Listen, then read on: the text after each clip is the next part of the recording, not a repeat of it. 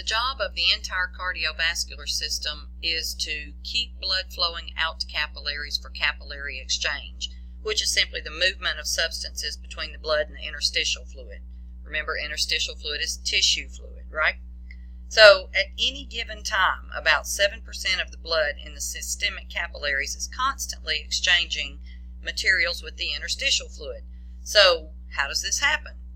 Well, things enter and leave the capillaries by three basic mechanisms: diffusion, transcytosis, and bulk flow. So diffusion is the most important of the capillary exchange mechanisms, and it's simple diffusion. Things like oxygen, carbon dioxide, glucose, hormones, amino acids enter and leave the capillaries by simple diffusion. So, for instance, oxygen and nutrients are usually present in higher concentrations in the blood than in the interstitial fluid. So they diffuse down the concentration gradient into the interstitial fluid and then into body cells. Carbon dioxide and other waste products are at higher concentrations in the interstitial fluids and in the tissues.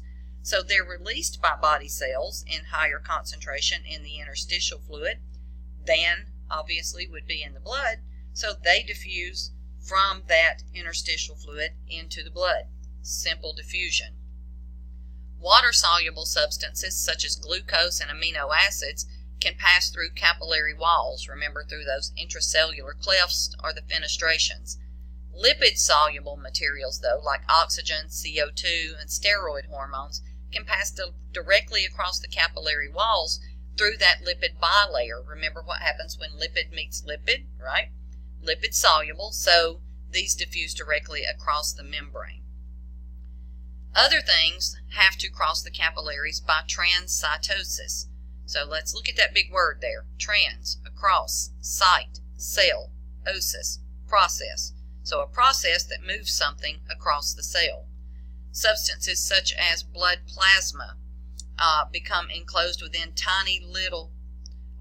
substances that are within the blood plasma become enclosed in tiny little vesicles that first enter the endothelial cells by endocytosis. Remember, endocytosis brings something in, and then they move across the cell, transcytosis, and exit the other side of the cell, exocytosis.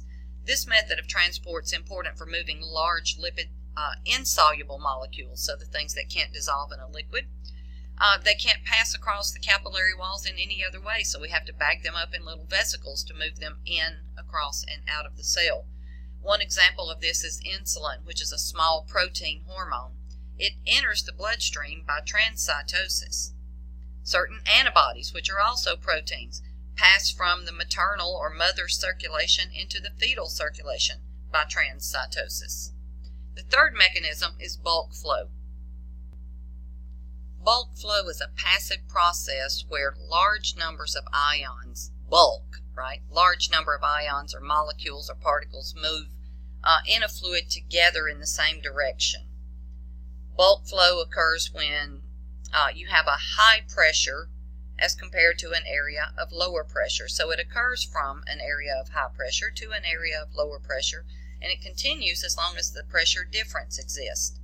Diffusion is more important for solute exchange between the blood and interstitial fluid, but bulk flow is more important for the regulation of the relative volumes of blood and interstitial fluid. So when we're looking at what's going on here with bulk flow, pressure-driven movement of fluid and solutes from blood capillaries into the interstitial fluid is called filtration. So we're filtering things out of the blood to the interstitial fluid. Pressure-driven movement from interstitial fluid back into the capillaries is called reabsorption. We're moving something back into the blood. Two pressures work for filtration. Hydrostatic pressure, which is the pressure generated by the pumping action of the heart, right? So the more liquid, the more fluid pumped out of the heart, the more blood is in the vessels, and that creates an increased pressure. But also the interstitial fluid osmotic pressure. Remember, osmotic pressure is how much stuff, how many solutes are dissolved in a solution. So the main pressure promoting reabsorption of fluid is blood osmotic pressure. The balance between these pressures is called net filtration pressure, and that determines whether the volume of the blood in the interstitial fluids remains steady or if they change. Overall, the volume of fluid and solutes resorbed is normally equal to the amount that's filtered out.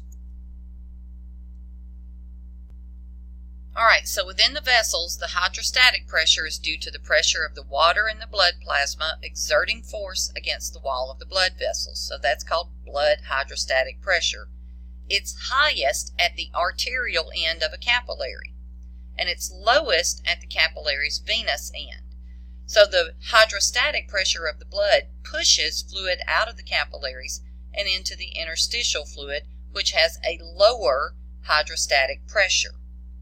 The difference in osmotic pressure across a capillary wall is due to the presence of blood proteins. Okay, so dissolved or floating around in the plasma, we have all those proteins.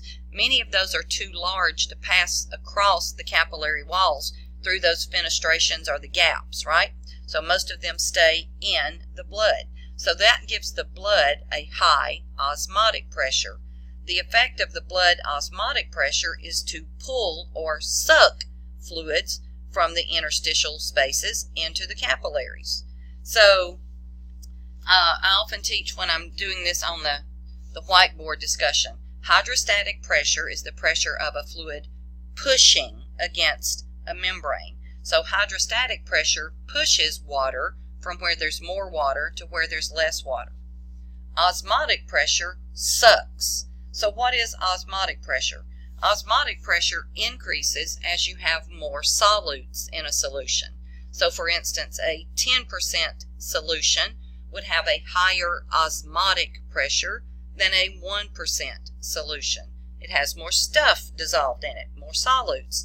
So osmotic pressure sucks because a 10% solution has less water in it than a 1% solution, right? More water, less stuff. So osmotic pressure sucks water from where there's more to where there's less. So let's think about this in a capillary bed. When fluids enter or leave capillaries, it's going to depend on the balance of these pressures. So the pressures that push fluid out of the capillary, if they exceed the pressures that pull fluid into the capillaries, fluid's going to move from the capillaries into the interstitial spaces, and that's filtration. However, if the pressures that push fluid out of the interstitial spaces and back into the capillaries is higher than the pressures that pull fluid out of the capillaries, then the fluid will move from the interstitial spaces into the capillaries. That's reabsorption. All right, so let's summarize this. When blood enters the capillaries at that arterial end, there's more fluid, and so the hydrostatic pressure is higher. That's going to push fluids out of the capillary into the interstitial fluids. So that's filtration. That is going to increase the osmotic pressure because now there's less water in that capillary. So the osmotic pressure within the capillary has risen. So the osmotic pressure is high at the venule end of that capillary, but the hydrostatic pressure has dropped. So both of those forces are going to cause water to be sucked back in. The hydrostatic pressure in the tissues is higher because we pushed more water out there. So that's going to push more water back into the capillaries, and the high osmotic pressure in the venule end of the capillaries is going to suck more water back into the capillaries. So on average, about 85% of the fluid that is filtered out of the capillaries is reabsorbed at the venule end. Excess filtered fluid and a few of the plasma proteins that do escape into the blood from the interstitial fluid are going to enter the lymphatic capillaries, and then when the lymphatic system drains that fluid back in at the junction of the jugular and the subclavian veins there, then all of that is returned back to the blood. So every day about 20 liters of fluid is filtered out of the capillaries into the tissues throughout the body, and about 17 liters of that is reabsorbed. The other 3 or so liters enters the lymphatic capillaries and boom, back into circulation. But what happens if filtration exceeds reabsorption? So we filter more fluids out than we resorb back into the capillaries. that results in edema or swelling, which is an abnormal increase in the fluid volume in the interstitial spaces. Edema is usually not detectable in tissues until it reaches about 30% more than normal. So this can develop if there's excess filtration or inadequate reabsorption. We filter too much out or don't resorb enough back in. There are two primary situations that cause excess filtration. One of those is increased capillary blood pressure, so that's going to force more fluid to be filtered out of the capillaries. The other is increased permeability of those capillaries. That's also going to raise the interstitial fluid osmotic pressure by allowing some of the plasma proteins to escape. This leakiness can be caused by things that destroy the walls of the capillary, such as bacterial infections or mechanical or chemical agents or thermal agents. A situation that can commonly causes inadequate resorption is decreased plasma proteins. That lowers the osmotic pressure of the plasma of the blood, and that keeps an adequate amount of fluids from being resorbed back into the plasma from the interstitial fluids. Before we move into our discussion of blood pressure, I want to bring up one more topic, and that is venous return, which is just the return of blood through the veins back to the heart. So there are mechanisms that are in place to make sure that this blood returns. Remember, we don't have pumps down at the tips of our toes and the ends of our fingers or in our organs to return blood. So the pressure that the blood maintains as it travels through the venous system helps to push blood, but it's not much pressure. So that very low pressure plays a very small part in returning blood back to the heart. What does play a greater role are the two other systems, the skeletal pump and the respiratory pump. So think about, for instance, when you stand up. You've been sitting for a bit and you stand up. The pressure pushing blood up the veins in your limbs is pretty low, and that pressure is not even high enough to overcome the force of gravity pushing it back down. So the muscular pump and the skeletal pump help to move that blood back to the heart. But both of these pumps also depend on the presence of valves to prevent backflow. So contraction of, let's use the legs since we have the image here. So when the leg muscles contract, the veins in the leg are going to be compressed, and this compression is going to push blood in an action called milking. People who are immobilized, whether they have an injury or disease and perhaps they're bedridden or they can't get up and move around, then these contractions of the muscles are not going to be used fully to move that blood back, and their venous return is slower, and this can result in circulatory problems. The other pumping action that works to return blood is the respiratory pump. So when you inhale, your diaphragm moves downward, and that causes a decrease in the pressure in your thoracic cavity, but an increase in the pressure in your abdominal cavity.